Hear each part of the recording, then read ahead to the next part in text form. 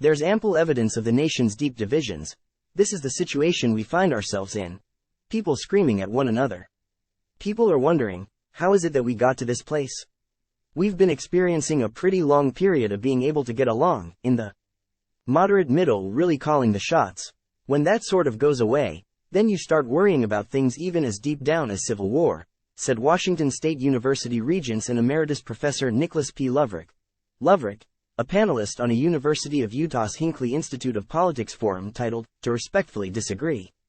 Civility in Politics," said the nation has gone through long periods of bad conduct in the past. We've had a duel. We've had a caning on the floor of the Senate. We've had periods of time when we were so divided in our politics that it led to a lot of violence in the streets, Lovrich said on Wednesday.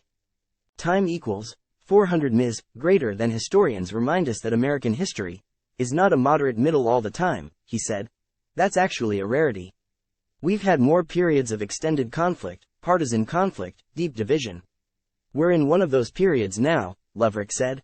Time equals 400 ms. Greater than by some measures, the state of Utah stands out for its high civility.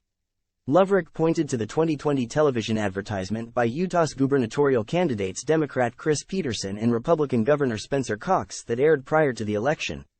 We can debate issues without degrading each other's character, said Peterson. We can disagree without hating each other, said Cox. And win or lose, in Utah we work together, said Peterson. So let's show the country there's a better way, said Cox. He also lifted up the Dignity Index efforts underway among the Kem C. Gardner Policy Institute, the David Eccles School of Business, and the Hinckley Institute. A team of 22 students from politically and ideologically diverse backgrounds coded passages in Utah political campaigns. The Gardner Institute noted two key takeaways. People of differing political backgrounds could code passages with consistency. Also, the pilot highlighted that the Dignity Index could prompt personal reflection and behavioral change and increase awareness of actions that can be taken against division. The work is ongoing. If the nation's history suggests there have been other periods of discord, what difference does it make? William D. Schreckheis, professor and chairman of the University of Arkansas Department of Political Science, said his and others' research about state legislatures suggests urban states with less income inequality tend to be more civil. Time equals 400 ms. Greater than. They also tend to lack term limits or otherwise have less turnover. States with term limits for their state legislature. State legislators tend to have more turnover in the first place, but even states without term limits that have a lot of turnover tend to be less civil as well, Schreckheis said. Time equals 400 ms. Greater than. Lawmaker compensation also appears to play a role in enhanced civility, but there are some indications that better staff support for the legislators may reduce civility. Maybe because their staff are doing the work that needs to get done and the legislators have more time to squabble amongst themselves, he said. Civility and polarization impact legislative bodies' ability to get their work done, Schreckheis said.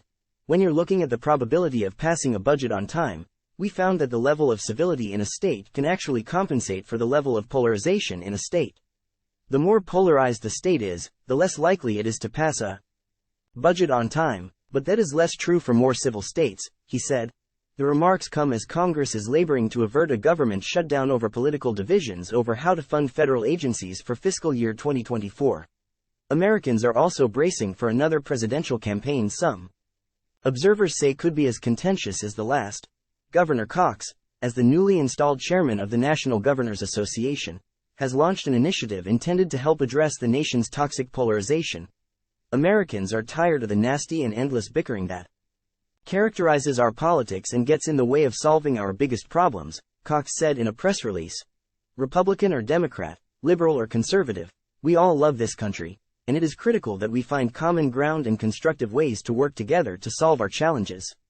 We can debate ideas without attacking each other. Lovrich said Washington State's former Secretary of State Sam Reed challenged him to get to the bottom of the nation's discord because it was having such a dramatic impact on how secretaries of states were able to carry out their duties overseeing fair elections. Reed told him, "Our state is falling apart. Our ability to do work is falling apart. My ability as Secretary of State was to bring together leadership from both parties when we had to really make a tough decision and figure out what the best place to be and get everybody to follow along. But something changed and those discussions weren't happening anymore." Lovrich said. Something's going wrong, and we need to get to the bottom of it, Reed said.